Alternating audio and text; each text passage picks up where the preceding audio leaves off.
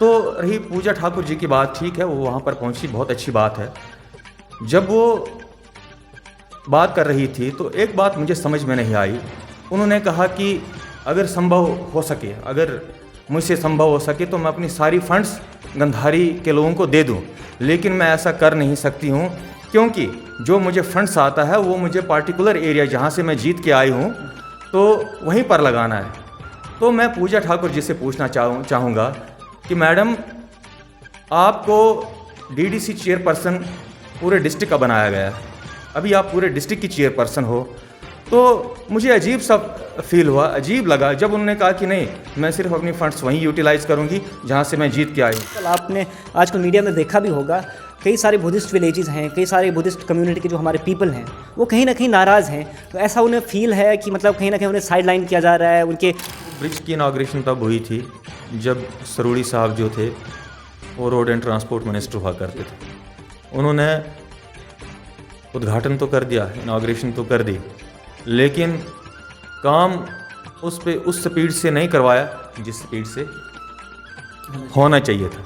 नहीं, ये स्पष्ट है हम सबके सामने कि 2014 से पहले जब हम देखते हैं तो यहाँ पे जो डेवलपमेंट की पेस थी वो कहीं ना कहीं स्नेल्स पेस थी, बहुत रुकी हुई पेस थी। और 2014 के बाद बहुत सारे डेवलपमेंटल वर्क्स हमें देखने को मिले हैं हमारे पार्डर रीजन में। अभी मैं आपको ये पूछना चाहूँगा कि जिस प्रकार से हमारे पार्डर की जो जनता है उसमें जो जागरूकता है उसका विकास जो है बहुत तेज़ी से हो रहा है। कहीं ना कहीं मीडिया जो है वो भी अहम रोल इसमें निभा रहा है।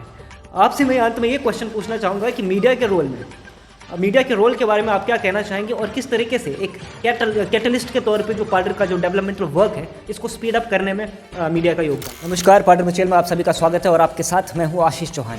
और आज हमारे साथ चीफ गेस्ट के रूप में जुड़ चुके हैं पार्डर के ब्लॉक डेवलपमेंट चेयरमैन श्री अर्पण सिंह राणा जी।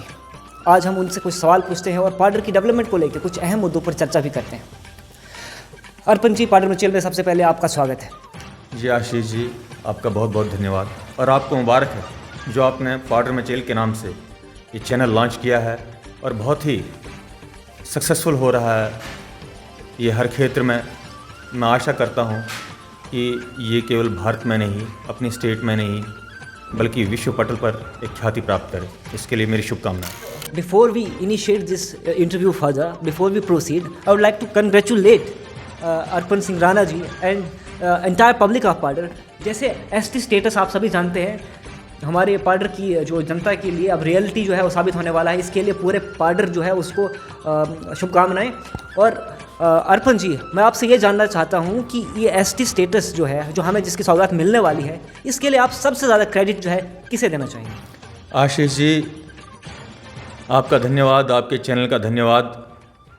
रही बात शेड्यूल ट्राइब स्टेटस की बात जो है, ये केवल मुझे ही मुबारकबाद नहीं है, ये आपको ही मुबारकबाद है और पार्डर के जन जन को मुबारकबाद है। और मैं धन्यवाद करना चाहूँगा माननीय प्रधानमंत्री मोदी जी का, गृह मंत्री माननीय अमित शाह जी का, एलजी महोदय माननीय मनोज सिन्हा जी का और हमारे यशस्वी ओजस्वी पूर्व विधायक माननीय सुनील शर्मा जी का, जिनके अथक प्रयासों से, जिनकी कुशल नीति, नीयत और रणनीति के कारण जो है ये कार्य जो है ये संभव हो पाया। अगर सुनील शर्मा जी नहीं होते तो ये हमारी लड़ाई जो हमारे बुजुर्गों ने पिछले 45 साल से लड़ रहे थे, ये आज भी अधर में लटकी रहती। आज दीनदयाल उपाध्याय जी का जो नारा था, जो सपना था कि अंत्योदय, आज सच में अंत्योदय हो रहा है और भारतवर्ष जो है वो प्रगति की ओर अग्रसर हो रहा है और जो लाइन में बैठा अंतिम व्यक्ति जो है उसका भी भाग्य उदय हो रहा है।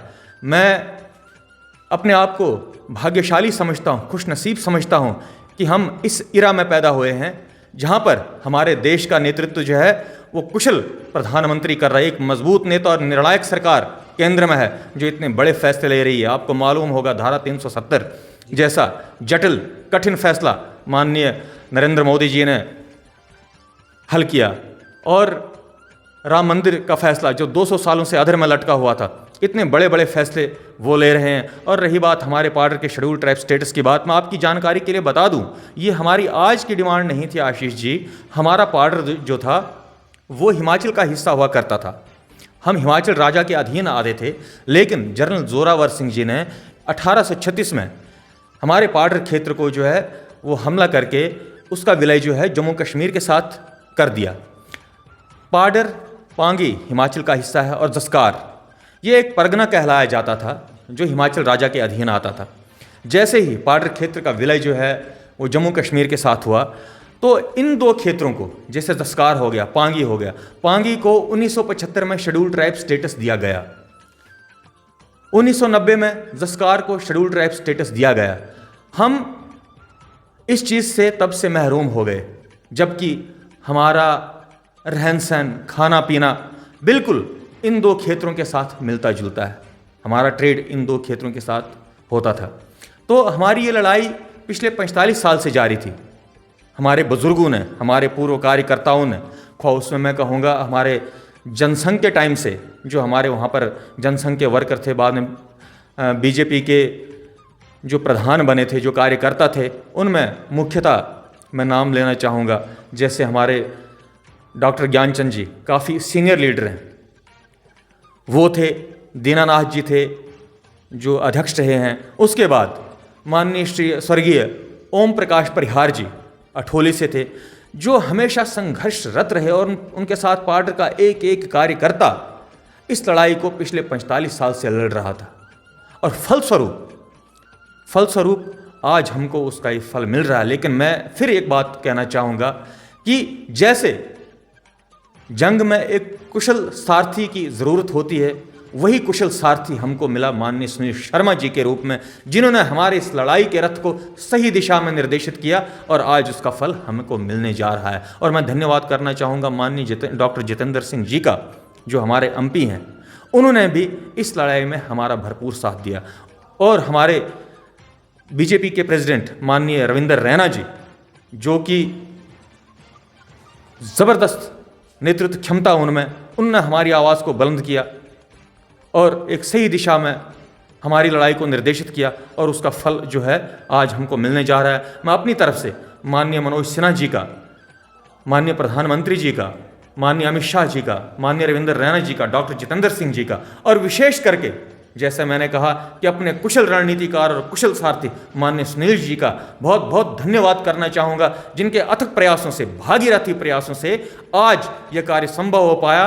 और मैं अपने आप को भाग्यशाली समझता हूँ कि हम, जैसे मैंने कहा कि हम इस इरा में पैदा हुए हैं, ये हमारे लिए बहुत गौरव गरिमा का क्षण है और मैं इसके लिए इन सभी जनों का बहुत बहुत धन्यवाद देना चाहूँगा। जी अर्पण जी, एक हाल ही में पाडर में और भी कुछ विषय जो हैं वो चर्चा में हैं। जैसा कि हम आपको बता दें कि जो आजकल ही कुछ वीक्स पहले गंधारी में आग लगी थी, जिसकी वजह से वहाँ पे कई सारी फैमिलीज जो हैं स्ट्रैंडेड हो गई, कई सारे घर जो हैं वो जल के राख हो गए। जैसे ही ये घटना घटती है, इसके बाद मीडिया में इसकी बहुत चर्चा भी होती है और साथ साथ कई जगहों से फंड्स भी इकट्ठा होती है और लोगों में जो गंधारी के लोग हैं उनको फंड्स भी दी जाती है। इस सिलसिले में हमारे देखा जाए तो पाडर की कई NGOs हैं, कई एसोसिएशंस हैं, वो इकट्ठा करते हैं, कई विलेजेस में फंड्स इकट्ठा की जाती हैं और लोगों को वहाँ एड के तौर पे पहुँचाई जाती हैं। इसी कड़ी में हमारे जो पाडर जो डिस्ट्रिक्ट के DDC चेयरपर्सन हैं पूजा जी, वो भी जाते हैं गंधारी में और वहाँ पे उनको आश्वासन देते हैं और कई सारे आरोप भी बीजेपी पे और जो लोकल प्रशासन है उस पर उठाते हैं। इस पर आप क्या कहना चाहेंगे? जी आशीष जी, ये बड़ी दुखद घटना घटी हमारे पाडर में, गंधारी क्षेत्र के चक गांव में। 27 अक्टूबर की रात वहाँ पर आगजनी हुई। कम से कम 23 घर जो हैं वो बिल्कुल खाक हो गए, जल गए। जैसे ही हमें सूचना मिली, हम तत्काल प्रभाव से हमारी पूरी टीम वहाँ पे चली गई। मैं था, हमारे साथ DDC श्री हरिकृष्ण जी थे। हम तत्काल प्रभाव से वहाँ पर पहुँचे। हमने एडमिनिस्ट्रेशन को खबर कर दी थी और DO काम साहब वहाँ रात को पहुँचे along with SDM and DC। तो जो संभव हो सके वो मदद उन लोगों की। रही बात पूजा ठाकुर जी की, तो पूजा ठाकुर जी जब वहाँ पर पहुँची, ठीक है, उन्होंने प्रशासन पर आरोप लगाया या सरकार पर आरोप लगाया। जैसा कि अभी आपको मालूम है कि अभी हमारे जो UT है उसमें किसी पार्टी की सरकार नहीं है, LG का प्रशासन है। लेकिन मैं धन्यवाद देना चाहूँगा LG साहब को, जिन्होंने तत्काल प्रभाव से DO काम साहब को, आप तो भली भांति परिचित हैं गंधारी क्षेत्र से, कितना दुर्गम क्षेत्र है। रात को 9 बजे पैदल ड्यूक आम साहब वहाँ पर पहुँचे हैं। मेरे ख्याल से इतिहास में पहली बार ये हुआ है कि ड्यूक आम साहब तत्काल प्रभाव से उस ऐसे किसी दुर्गम क्षेत्र में पहुँचे हैं। तो रही पूजा ठाकुर जी की बात, ठीक है, वो वहाँ पर पहुँची, बहुत अच्छी बात है। जब वो बात कर रही थी तो एक बात मुझे समझ में नहीं आई। उन्होंने कहा कि अगर संभव हो सके, अगर मुझसे संभव हो सके तो मैं अपनी सारी फंड्स गंधारी के लोगों को दे दूं, लेकिन मैं ऐसा कर नहीं सकती हूं क्योंकि जो मुझे फंड्स आता है वो मुझे पार्टिकुलर एरिया जहां से मैं जीत के आई हूं तो वहीं पर लगाना है। तो मैं पूजा ठाकुर जी से पूछना चाहूँगा कि मैडम, आपको डीडीसी चेयरपर्सन पूरे डिस्ट्रिक्ट का बनाया गया है, अभी आप पूरे डिस्ट्रिक्ट की चेयरपर्सन हो। तो मुझे अजीब सा फील हुआ, अजीब लगा जब उन्होंने कहा कि नहीं, मैं सिर्फ अपनी फंड्स वहीं यूटिलाइज़ करूंगी जहां से मैं जीत के आई हूं। क्या आप ये सोच सकते हो, मैं पहले सरपंच अठोली से जीता, आज मैं बीडीसी चेयरपर्सन हूं, तो क्या मैं सिर्फ ये बोलूँगा कि मैं अपनी फंड सिर्फ अठोली में यूज़ करूँगा? फिर मुझे बीडीसी चेयरमैन किस लिए बनाया गया है? मुझे अपने दायित्व का बोध नहीं है, मुझे अपनी पोस्ट का बोध नहीं है। तो जिस इंसान को अपने पोस्ट का बोध नहीं होता, अपने दायित्व का बोध नहीं होता है, तो वही इस किस्म की बातें करता है। और मुझे बड़ी हैरानी हुई, मुझे अजीब सा लगा जब उन्होंने ऐसी बात कही। अभी आप एक डिस्ट्रिक्ट की चेयरमैन हो, पूरा डिस्ट्रिक्ट आपके अंडर आता है, सभी काउंसलरों ने, आप जितने भी डीडीसी जीत के आए हैं उन्होंने आपको बनाया है, तो आपके कार्य क्षेत्र में वो आता है। आपकी जितनी फंड्स आती हैं आप तत्काल प्रभाव से उनका सदुपयोग करके गंधारी के लोगों को दे सकती हैं। और वहाँ जाकर ये कहना कि नहीं, मैं अपनी फंड्स वहाँ पर यूटिलाइज नहीं कर पाऊँगी, ये तो मेरा एरिया नहीं आता है, मैं तो किसी खास एरिया से जीत के आई हूँ तो मैं वहीं यूटिलाइज़ करूँगी। तो मैं कहता हूँ इस किस्म की बचकानी बातें करना या उनको शोभा नहीं देता है, तो या उनको शायद बोध नहीं है। जैसे आप जानते हैं कि गंधारी के विषय में अगर हम बात करें तो आज वहाँ के लोगों को अमेरिका से भी फंड्स प्रोवाइड हो रही हैं, रेड क्रॉस की तरफ से भी फंड्स प्रोवाइड हुई हैं, बीजेपी की तरफ से भी बहुत सारे ट्रक्स वगैरह वहाँ पे पहुँचाए गए हैं। लेकिन कहीं ना कहीं अभी भी लोगों में ये मतलब नाराज़गी है कि उनको जो एनिमल्स हैं वहाँ पे, ऐसे कड़ाके की ठंड वहाँ पे सीज़न शुरू हो चुका है, लेकिन वहाँ पे उनके एनिमल्स के शेल्टर के लिए अभी तक जो वो क्या बोलते हैं मेटल शीट्स हैं वो प्रोवाइड वहाँ पे नहीं हुई हैं, और उनके रहने के लिए जो बंदोबस्त है वहाँ पे अभी उनको प्रोवाइड नहीं करवाया गया। इस पर आप क्या कहेंगे? जी आशीष जी, जैसा कि आपने कहा कि बहुत सारी एनजीओज़ वहाँ पर फंडिंग कर रही हैं, लोग रात का सामान भी वहाँ पर पहुँचा रहे हैं। मैं आपकी जानकारी के लिए बता दूँ, हमारी पार्टी की ओर से, भारतीय जनता पार्टी की ओर से कम 4-5 ट्रक जो हैं राहत सामग्री गुलाबगढ़ में उतारी गई है, जिसमें हज़ारों कंबल हैं, किचन के सामान हैं, बेड्स हैं और कपड़े भी हैं। तो ये सारी चीज़ें वहाँ पर पहुँच गई हैं और बहुत जल्दी ये गंधारी पहुँचा दी जाएंगी।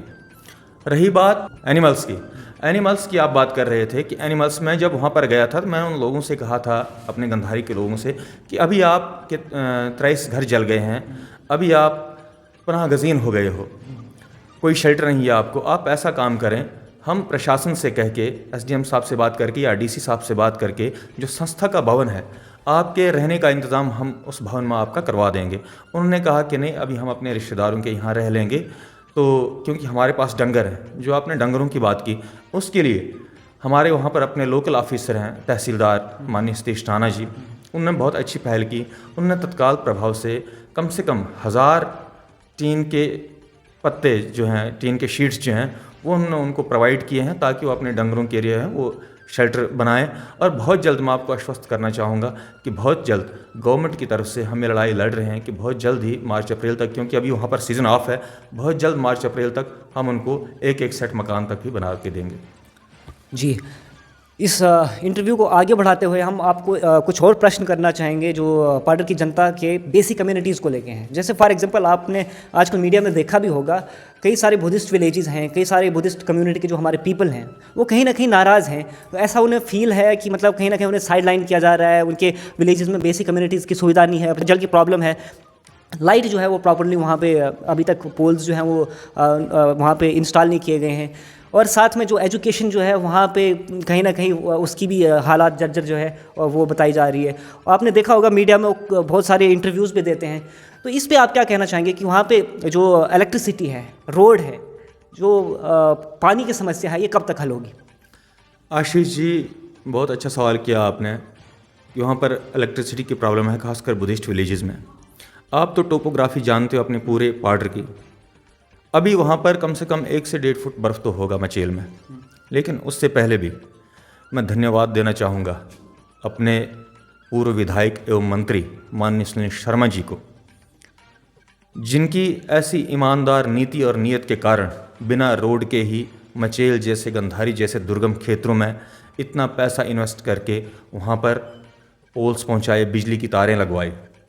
विडंबना ये रही कि 1.5 साल के अंदर हमारी सरकार गिर गई और यहाँ पर हाच पाच वाला सिस्टम रहा, अनस्टेबल रही हमारी स्टेट, जिसकी वजह से ये कार्य जो थे ये पेंडिंग पड़ गए।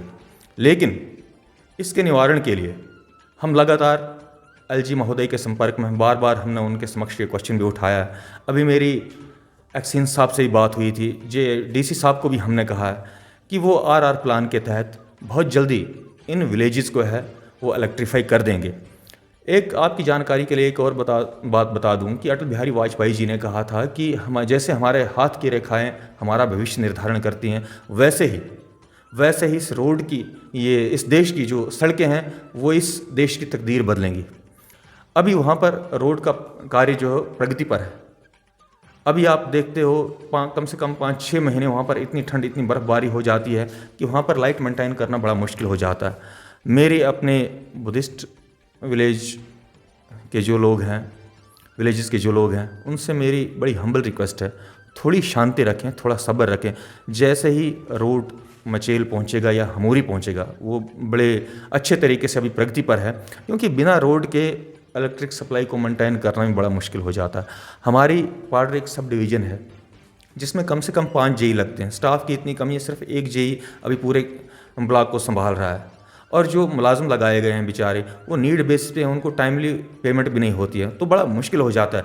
जब सरकार बनेगी, एक स्थिर सरकार बनेगी, तब जाकर ये चीज़ें जो हैं वो स्थायी रूप से ये समस्याएं हल होंगी। लेकिन जो हमारे कार्य क्षेत्र में आता है, जो हमारा कर्तव्य है, जिस क्वार्टर पे हमको जोर लगाना होता है, हम बिल्कुल इन चीज़ों को लेकर हमेशा प्रयासरत रहते हैं और जहाँ पर भी हमको अप्रोच करना होता हम अप्रोच करते रहते हैं। और एलजी साहब ने और डीसी साहब ने हमको आश्वस्त किया है कि आरआर प्लान के तहत हम इनको जल्दी ही इलेक्ट्रीफाई कर देंगे।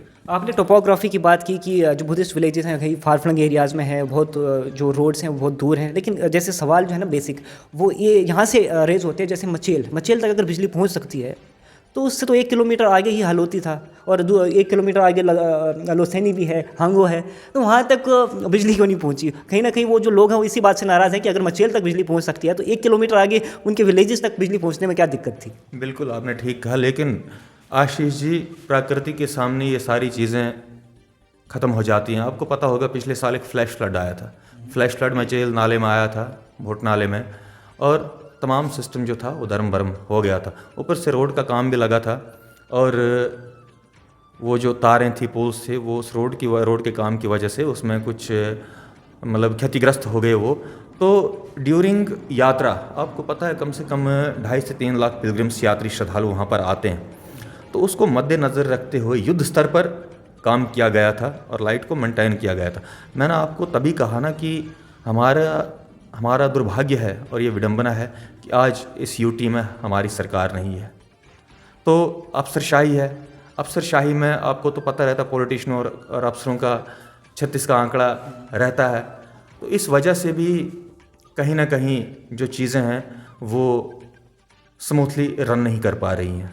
तो थोड़ा सा वेट करें, हम बिल्कुल संघर्षरत हैं और जल्दी से जल्दी इन समस्याओं का निदान होगा, निवारण होगा। रही बात इंटरव्यूज़ जो दे रहे हैं आजकल की पानी की समस्या, इसमें नो डाउट, कोई शक नहीं है, पूरे पाडर में पानी की समस्या है।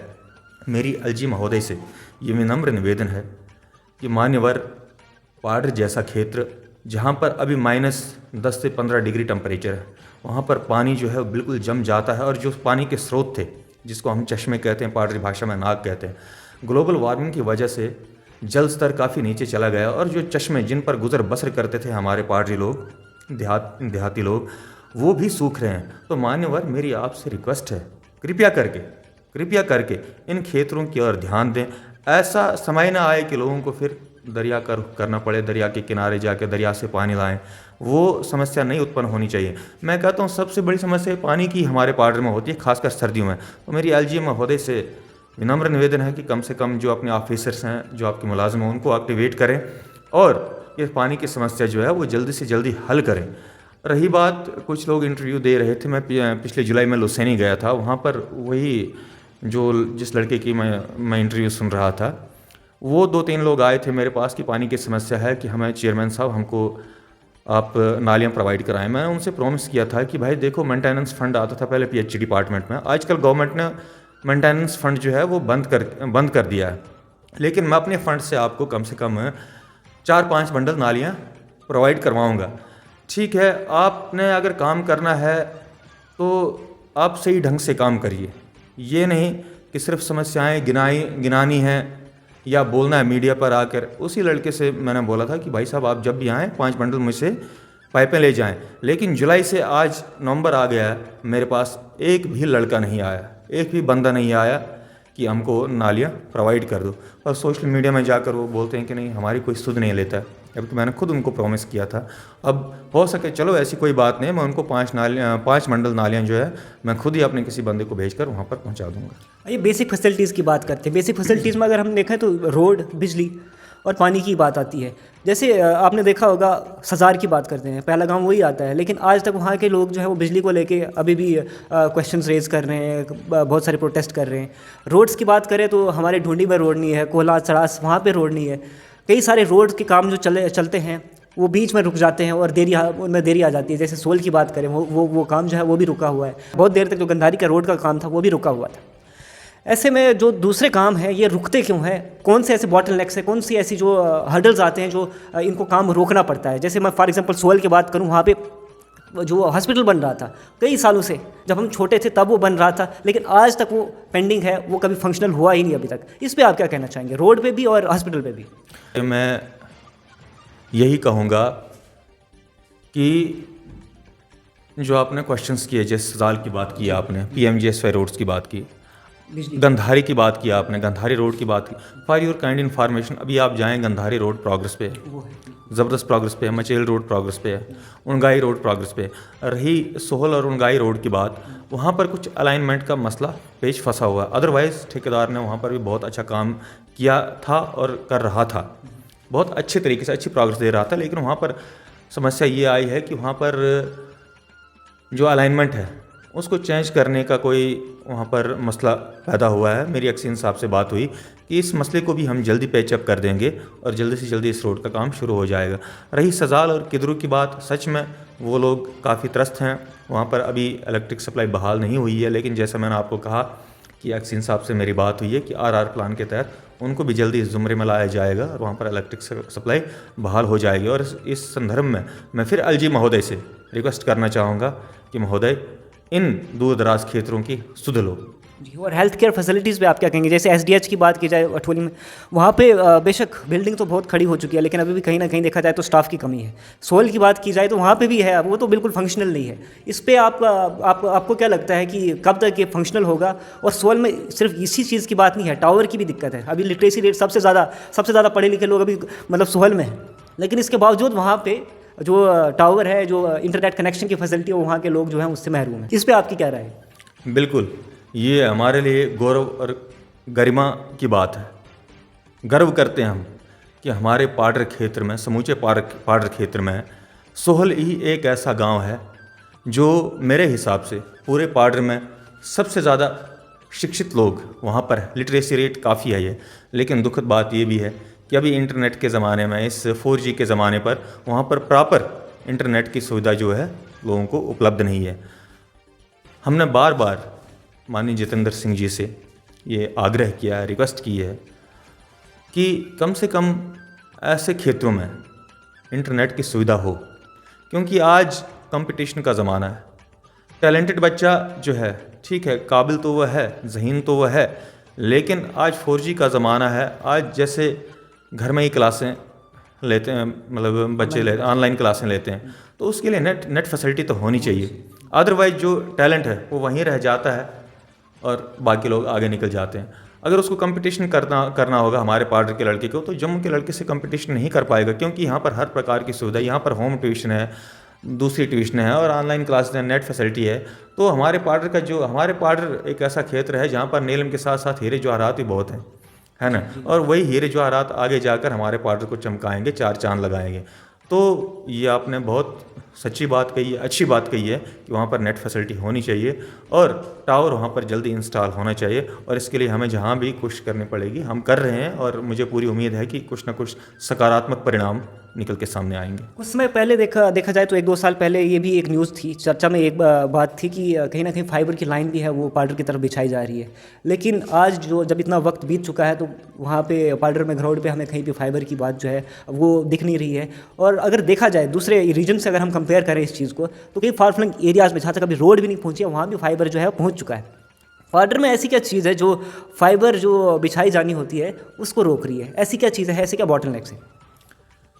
आशीष जी, रही फाइबर की बात तो जियो कंपनी जो है वो फाइबर उन्होंने सर्वे भी की थी, उन्होंने वो डिमार्केशन भी की थी और वो बहुत जल्दी फाइबर का काम उन्होंने शायद शुरू भी किया था। लेकिन अब मुझे ये पता नहीं कि कहाँ पर हर्डल्स आ रहे हैं, क्यों रुका है काम, लेकिन मैं इसकी जानकारी लूँगा और इस पर संज्ञान लूँगा। अब हम बात करते हैं ब्रिजेस की। जैसे आपने देखा होगा कुंडेल का ब्रिज सिर्फ मचेल यात्रा के दौरान पे लगाया, उसके बाद वो डिसमेंटल कर दिया गया। अब जो जैसे विंटर्स की शुरुआत हो चुकी है वहाँ पे अभी जो लोगों की सहूलियत के लिए क्या दूसरा ब्रिज कनेक्ट वहाँ पे किया गया है। और दूसरी बात जो ब्रिज के हम करते हैं अठोली और गुलाबगढ़ वाला जो ब्रिज था उसकी बात अगर करें तो वो बहुत पहले से, जब हम कोई 10 साल पहले की बात करें तब उसका उद्घाटन किया गया था, लेकिन आज तक वो कहीं दिखता नहीं है। हर साल उसकी थोड़ी सी प्रोग्रेस रिपोर्ट देखने को मिलती है और उसके बाद वो फिर वहीं का वहीं धराशायी होता है। इस पर आप क्या कहेंगे?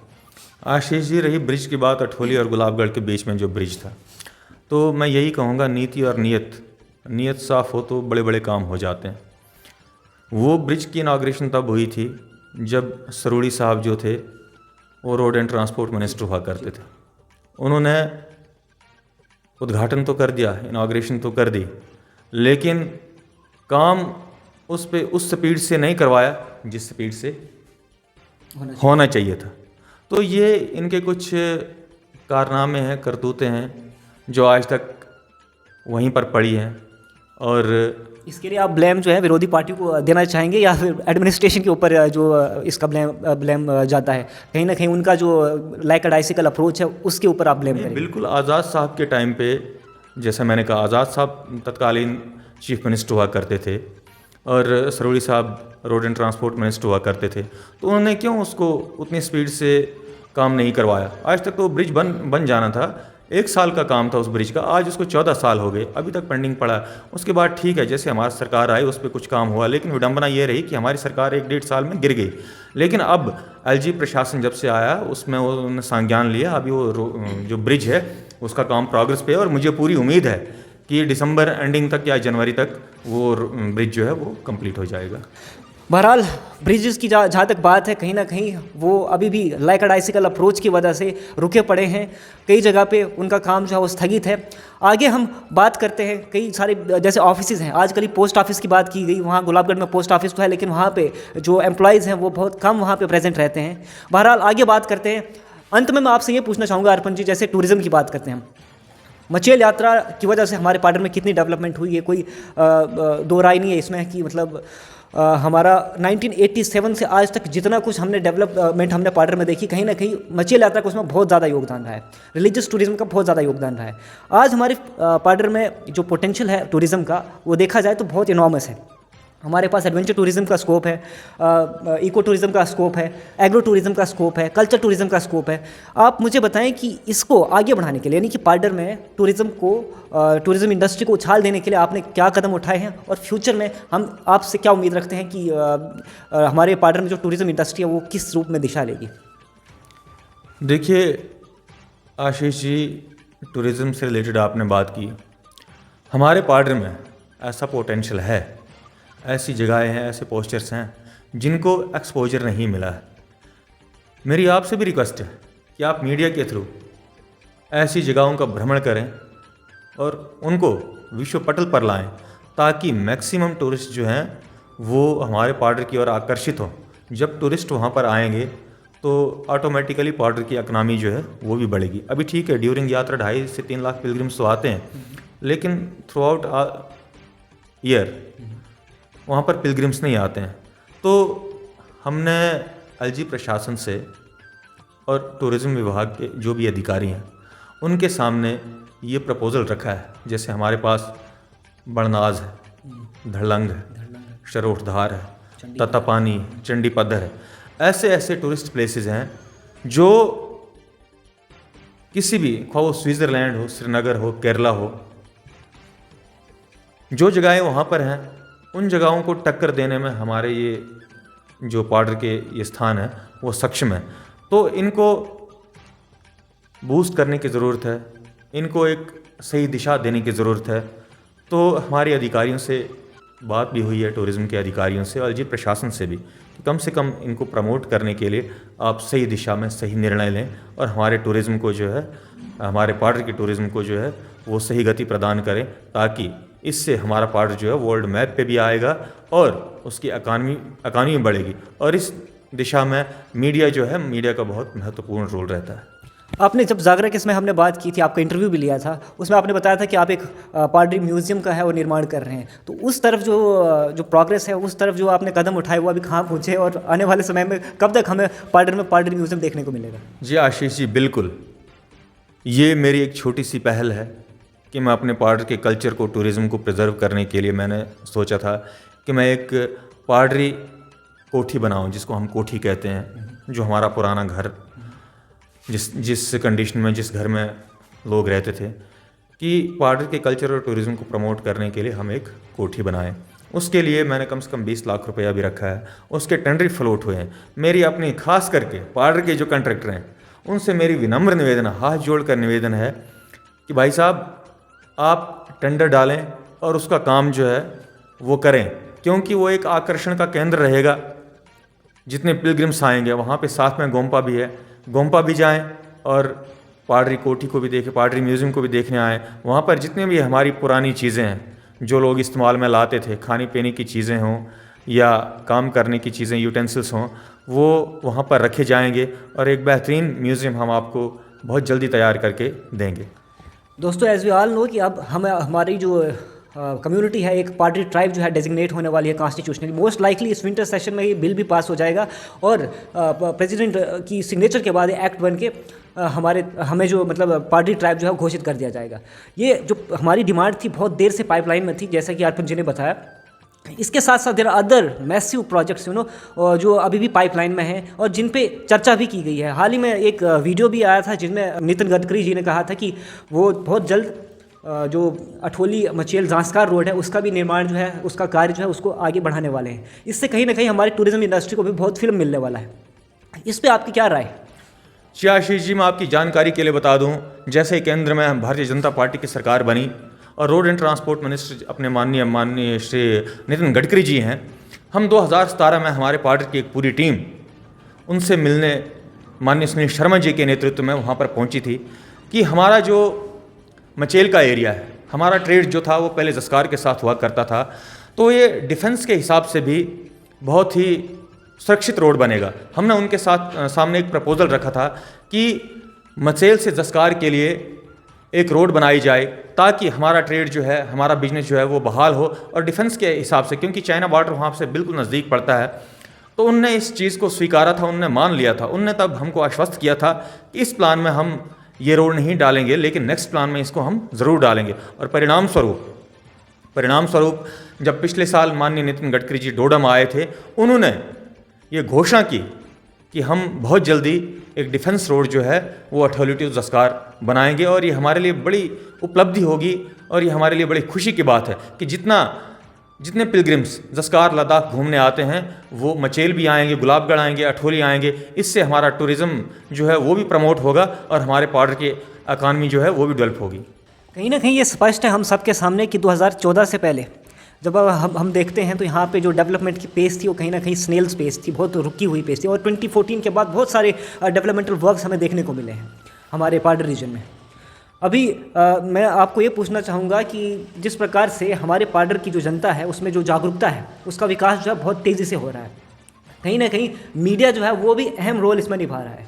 आपसे मैं अंत में ये क्वेश्चन पूछना चाहूँगा कि मीडिया के रोल में मीडिया के रोल के बारे में आप क्या कहना चाहेंगे और किस तरीके से एक कैटलिस्ट के तौर पे जो पाडर का जो डेवलपमेंटल वर्क है इसको स्पीड अप करने में मीडिया का योगदान है? बिल्कुल आशीष जी, आपने बहुत ही सही क्वेश्चन किया है। 2014 से पहले यहाँ की स्पीड जो थी वो डेवलपमेंटल स्पीड जो थी वो उतनी ज़्यादा नहीं थी, लेकिन जैसे ही 2014 में यहाँ पर सरकार का गठन हुआ, बीजेपी की सरकार जो है यहाँ पर बनी, बीजेपी और पीडीपी की एक कॉमन मिनिमम एजेंडे के तहत, तो हमारे विधायक जो थे माननीय सुनील शर्मा जी, उन्होंने कोई कसर नहीं छोड़ी डिस्ट्रिक्ट किश्तवाड़ में जितने भी डेवलपमेंट काम जो पेंडिंग पड़े थे उनको पूरा करने में। आप पाडर की, विशेष करके मैं पाडर से बीडीसी चेयरमैन हूँ, मैं वहाँ की बात करूँगा। आप अभी देख लीजिए, आपका गवर्नमेंट डिग्री कॉलेज जिसकी बिल्डिंग आज बनकर तैयार हो रही है, अभी वहाँ पर कम से कम 250 बच्चा एनरोल है, 250 बच्चे वहाँ पर पढ़े। ये चीज़ें हमें पहले मिल जानी चाहिए थी, लेकिन जैसे मैंने कहा कि राष्ट्रवादी समाज था हमारे पाडर का, और जो राष्ट्र विरोधी ताकतें थी तब वो यहाँ सत्ता में थी, उन्होंने पाडर को हमेशा इग्नोर किया, हमारे पाडर की जनता का मान मर्दन किया, उनका शोषण किया, उनको न्याय नहीं दिया। जैसे ही भाजपा की सरकार केंद्र में आई, जम्मू कश्मीर में आई, और फलस्वरूप आज आप जाओ सब डिस्ट्रिक्ट हॉस्पिटल अठोली में, बहुत एक भव्य बिल्डिंग तैयार होकर बन रही है, वहाँ पर डॉक्टर्स आज अवेलेबल हो गए हैं। कल ही मेरी सेक्रेटरी साहब से मुलाकात हुई थी, जो हेल्थ सेक्रेटरी हैं माननीय भूपेंद्र जी, उन्होंने मुझे आश्वस्त किया है कि हम आपको बहुत जल्दी एक फिजिशियन और गायनिकोलॉजिस्ट भी प्रोवाइड करने जा रहे हैं, और जितना भी स्टाफ हो हम आपको जल्दी प्रोवाइड करेंगे, और बहुत जल्दी वहाँ पर छोटे मोटे ऑपरेशंस जो हैं वो वहाँ पर करवाएंगे। और साथ साथ जो डिसेबल लोग हैं, मैं आपकी जानकारी के लिए बता दूँ, जो डिसेबल लोग, जो हैंडीकेप लोग हैं, उनको अगर कहीं फॉर्म फिल करना होता है तो उन बेचारों को किश्तवाड़ आना पड़ता था सर्टिफिकेट लेने के लिए। वीकली वहाँ पर एक बोर्ड बैठता है जो सर्टिफाई करता है कि हाँ दिस पर्सन इज डिसेबल। मैंने इनसे रिक्वेस्ट की थी सेक्रेटरी साहब से, कम कम वो उस बोर्ड का गठन जो है वो कम से कम महीने में एक बार पाडर आए, ताकि हमारे जो गरीब लोग हैं, गरीब जनता है, उसको उसका फ़ायदा मिले। वो बोर्ड वहाँ पर महीने में एक बार आए, ताकि वो सर्टिफिकेट्स जो हैं, डिसेबिलिटी सर्टिफिकेट्स जो हैं, वो वहीं पर उनको प्रोवाइड की जाएँ। रही बात मीडिया की, मीडिया ने कैटलिस्ट का काम किया है डेवलपमेंट, जो पाडर में डेवलपमेंट हो रही है। जैसे आप जैसे कुशल मीडिया कर्मी जो हैं वो समय समय पर पाडर की समस्याओं को उजागर करते रहते हैं और उनको जन जन तक पहुंचाने का प्रयास करते हैं और प्रशासन तक पहुंचाने का प्रयास करते हैं। आप लोगों ने सही पहल की है और आप पाडर के जन जन तक पहुंचते हैं, आप वहाँ की समस्याओं को उजागर करते हैं, जन जन तक पहुँचाते हैं, प्रशासन तक पहुँचाते हैं, तो उससे भी लोगों में जो है वो चेतना आती है, जागरूक होते हैं। तो आपका मीडिया का बहुत अहम रोल रहता है हर दिशा में, केवल डेवलपमेंटल दिशा में नहीं, बाकी लोगों को अवेयर करने में भी आपकी मुख्य भूमिका रहती है। जी बहुत बहुत धन्यवाद अर्पण जी आपका। जैसा कि आप सभी जानते हैं कि हमारे पाडर में टूरिज़्म का बहुत पोटेंशियल है और बहुत ठोस कदम भी उठाए जा रहे हैं। हमारे पास ग्राउंड पड़ा हुआ है जिसको एक अच्छे स्टेडियम के रूप में उभारा जा सकता है आने वाले समय में। और भी बहुत सारी चीज़ें हैं और भी बहुत सारे विषय हैं, जैसे सफाई माइंस है, उन पर भी कभी फुर्सत में हम इन पर भी डिस्कशन करेंगे। तब तक आप हमारे चैनल के साथ जुड़े रहिए। आपका बहुत बहुत धन्यवाद। जय हिंद।